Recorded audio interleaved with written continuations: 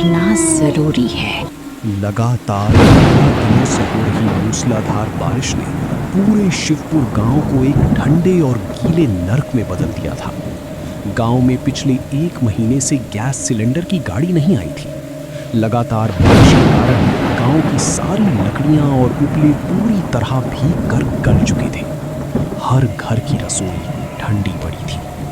लोग अपने बच्चों का पेट भरने के लिए गीली लकड़ियों को जलाने की नाकाम कोशिश करते, जिससे पूरे गांव में सिर्फ दम घोंटू धुआं और खांसने की आवाजें गूंज रही थीं। भूख और ठंड से गांव के हालात दिन ब दिन बदतर होते जा रहे थे। सूरज के छोटे से घर में भी यही मातम बस रहा था। बस थोड़ी सी आग पकड़ ले। हे भगवान, आज तो इस लकड़ी को जला दे। चिराग कल से भूखा है। नहीं सूरज, मत फूको। ये लकड़ियाँ अब लकड़ी नहीं, गीली मिट्टी बन चुकी हैं। ये नहीं जलेंगी। पूरे घर में धुआं भर गया है। मेरा तो दम घुट रहा है और चिराग की हालत तो देखो, वो बुखार से तप रहा है। क्या करूं लक्ष्मी, मैं बाप होकर अपने बच्चे को ऐसे तड़पते हुए नहीं देख सकता। प्रधान जी ने कहा था कि शहर से गैस की गाड़ी आएगी, पर सारे रास्ते पानी में डूब चुके हैं। बच्चा भूख से मर जाएगा लक्ष्मी। बापू, पेट में बहुत दर्द हो रहा है। बापू, मुझे कुछ खाने को दे दो। मुझे बहुत ठंड लग रही है। मेरा बच्चा, मैं अभी बाहर जाता हूँ। किसी ना किसी के पास तो थोड़ी बहुत सूखी लकड़ी या कुछ खाने को बचा होगा। मैं पूरे गांव के हाथ पैर जोड़ लूंगा, पर तेरे लिए कुछ ना कुछ जरूर लाऊंगा। सूरज अपने आंसू पोंछकर उस भारी बारिश में बाहर निकल पड़ा। वो गांव के चौराहे पर बने पुरानी टीन के शेड के नीचे पहुंचा। वहां पहले से ही उसके 2 बचपन के दोस्त धनराज और गोविंद उदास चेहरे लिए बैठे थे। दोनों के घरों की हालत भी सूरज से कुछ अलग नहीं थी। धनराज, गोविंद, तुम इस बारिश में यहाँ क्या कर रहे हो? क्या करें सूरज, घर के अंदर गीली लकड़ियों के धुएं से मेरी बूढ़ी माँ की सांस अटक रही है। मैं उन्हें तड़पते हुए नहीं देख सका, इसलिए बाहर आ गया। समझ नहीं आ रहा कि ये बारिश हमारी जान लेकर ही रुकेगी क्या। मेरे दोनों बच्चे कल रात से सिर्फ पानी पीकर सो रहे हैं। मैंने आज अपने घर का पुराना संदूक तक तोड़कर चूल्हे में डाल दिया, पर सीलन इतनी है कि वो भी नहीं जला। सब खत्म हो गया है भाई। अगर कल सुबह तक चूल्हा नहीं जला तो गांव के आधे बच्चे भूख और ठंड से दम तोड़ देंगे। चिराग भी तेज बुखार में है। मैं तो सोच रहा था कि तुम लोगों के पास कुछ मदद मिल जाएगी, पर यहाँ तो पूरे गांव की किस्मत ही पानी में डूब गई। अब तो सिर्फ भगवान ही कोई चमत्कार कर सकता है। तीनों दोस्त उस अंधेरे शेड के नीचे अपनी बेबसी पर आंसू बहा रहे थे। चारों तरफ सिर्फ बारिश की तेज आवाज थी। तभी हवा का रुख बदला और एक ठंडी हवा के साथ अजीब सी महक उनके नाक तक पहुंची। धनराज, क्या तुम लोगों को भी वो महक आ रही है?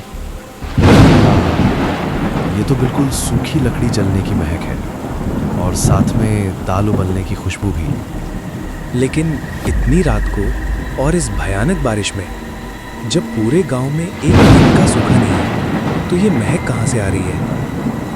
महक गांव के आखिरी छोर से आ रही थी, जहां हरिदास काका का पुराना सुनसान मकान था। पागल हो गए हो क्या? उस तरफ तो सिर्फ हरिदास काका का मकान है और उन्हें मरे हुए पूरे 6 महीने हो चुके हैं। उनके मरने के बाद से वहाँ बड़ा ताला लटका हुआ है। वहाँ कौन चूल्हा जलाएगा? तुम खुद देखो, उस पुराने मकान की पिछली खिड़की से हल्का धुआं निकल रहा है, और ये धुआं गीली लकड़ी का नहीं, सूखी लकड़ी का साफ धुआं है। भूख और अपनों को बचाने की तड़प ने डर को मिटा दिया। वे तेज बारिश और घुप अंधेरे में हरिदास काका की वीरान मकान तक पहुंचे। बाहर सन्नाटा था, लेकिन अंदर से खाने की खुशबू आ रही थी। दरवाजे पर जंग लगा ताला अभी भी लटक रहा था। ताला तो बाहर से बंद है सूरज, अंदर कौन हो सकता है? मुझे बहुत घबराहट हो रही है। चलो वापस चलते हैं। हम खाली हाथ वापस नहीं जाएंगे गोविंद। ताला बंद है पर धुआं पीछे से आ रहा है। चलो मकान के पीछे देखते हैं। पीछे की तरफ एक पुरानी लकड़ी की खिड़की थी जिसका एक पल्ला दीमक लगने से आधा टूट चुका था। उसी टूटे हिस्से से हल्का नीला धुआं बाहर निकल रहा था। सूरज ने बिना सोचे उस टूटी खिड़की से अंदर छलांग लगा दी। धनराज और गोविंद भी डरते डरते उसके पीछे चले गए। संभल कर, आवाज मत करना। यहाँ अंदर तो बारिश की सीलन बिल्कुल नहीं है। बाहर कड़ाके की ठंड है और हम भीगे हुए हैं, लेकिन इस घर के अंदर एक अजीब सी सूखी गर्मी है।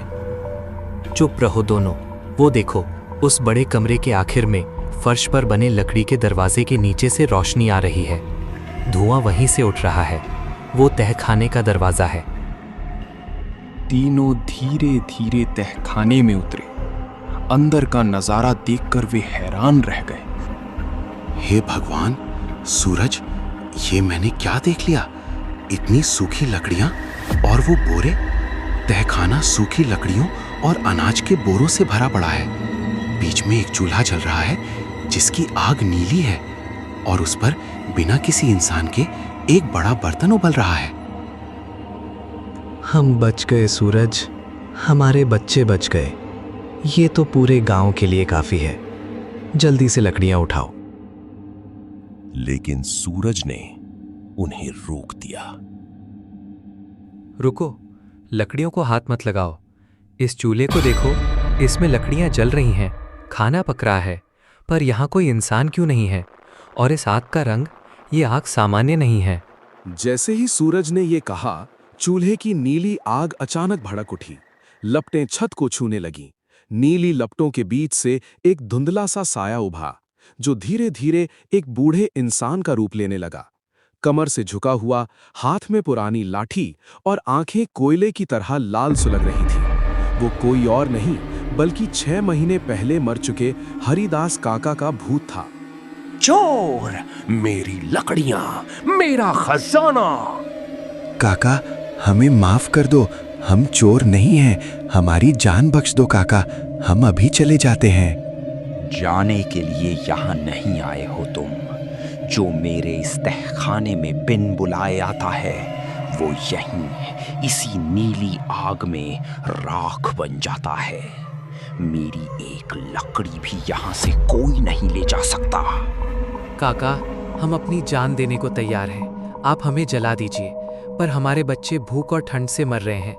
आपके पास इतना बड़ा भंडार है, हमें बस हमारे बच्चों के लिए थोड़ी सी लकड़ी ले जाने दीजिए।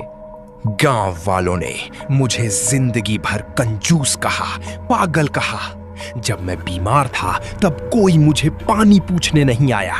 मैं अकेला घुट घुट कर मरा और आज वही गांव मुझसे मदद मांगने आया है। गलती गांव वालों की थी काका, उन छोटे छोटे मासूम बच्चों की नहीं, जो आज सिर्फ एक सूखी रोटी के लिए तड़प रहे हैं। आप मुझे मार दीजिए, पर ये लकड़ियां धनराज और गोविंद को ले जाने दीजिए। हरिदास काका का भूत कुछ पल के लिए शांत हो गया। उसकी लाल आंखें सूरज के आंसुओं से भीगे चेहरे को घूर रही थी। तुम अपनी जान देने को तैयार हो सूरज, अपने बच्चे के लिए? हाँ काका, खुशी खुशी। ठीक है, मैं तुम तीनों की जान बख्शता हूँ। तुम यहाँ से जितनी चाहो उतनी सूखी लकड़ियाँ और अनाज ले जा सकते हो, लेकिन मेरी एक शर्त है। ये अनाज और लकड़ी सिर्फ तुम तीनों के परिवारों के लिए है। सिर्फ तुम्हारे घरों के चूल्हे जलने चाहिए। अगर तुमने इस खजाने का एक दाना या लकड़ी का एक टुकड़ा भी गांव के किसी और इंसान को दिया, तो याद रखना, जिस घर में तुम वो लकड़ी दोगे, वो पूरा घर रातों रात जलकर राख हो जाएगा और तुम्हारे बच्चे भी नहीं बचेंगे। समझे? ये भयानक शर्त सुनकर तीनों सन्न रह गए। एक तरफ उनके परिवार की जिंदगी, दूसरी तरफ पूरे गांव की मौत। मंजूर है काका, हम किसी को कुछ नहीं देंगे। हमें बस अपने बच्चों की जान बचानी है। धनराज और गोविंद पागलों की तरह बोरियों में लकड़ियां और अनाज भरने लगे, लेकिन सूरज अपनी जगह से नहीं हिला। सूरज खड़ा क्या है? जल्दी कर, चिराग बुखार से तप रहा है।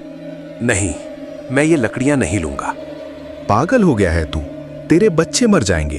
सीता खांसते खांसते दम तोड़ देगी। जब मैं मुन्ना मतलब चिराग को रोटी खिलाऊंगा तो बूढ़ी काकी की चीखें, पड़ोसियों की तड़प कैसे भूल पाऊंगा। वो रोटी मेरे पड़ोसी की लाश पर पकेगी तो मेरे गले से नीचे नहीं उतरेगी। मैं अपने बेटे को जिंदा रखने के लिए उसे एक कातिल बाप का नाम नहीं दे सकता। बेवकूफ इंसान, तू अपनी शर्त ठुकरा रहा है? तू अपने ही बच्चे को मारने पर तुला है उस स्वार्थी गांव के लिए?